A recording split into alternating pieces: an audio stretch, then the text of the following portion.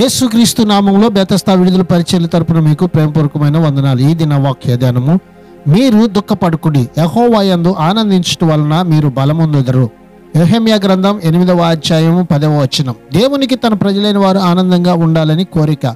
వారిని ఆనందభరితులుగా చేయుట కొరకు వారి పక్షంగా ఎంతటి కార్యంనైనా ఆయన చేయగలడు. దేవుని ఆనందం ఉన్నవాడు అది లేని వాడి కంటే దేవుని కోసం బలంగా ఉంటాడు. నిజమైన ఆనందం మనకు ఎక్కడ దొరుకుతుంది? ఈ లోకంలో కాదు, ఈ లోకంలో ఉన్న వస్తువుల వల్ల కాదు, ఏ మనిషిలోనూ ఈ ఆనందం లేదు. దేవునిలో మాత్రమే ఆ ఆనందం మనకి దొరుకుతుంది. కనుక ఈ దినాన్న వాక్యాన్ని బట్టి ఏ విషయంలోనూ దుఃఖించక యెహోవాను బట్టి సంతోషించండి. ఆయన మీ హృదయ వాంఛలను తీర్చును. ప్రార్థన.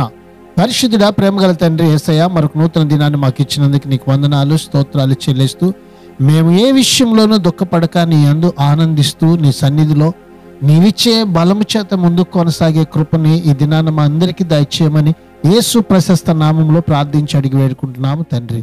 ఆమెన్.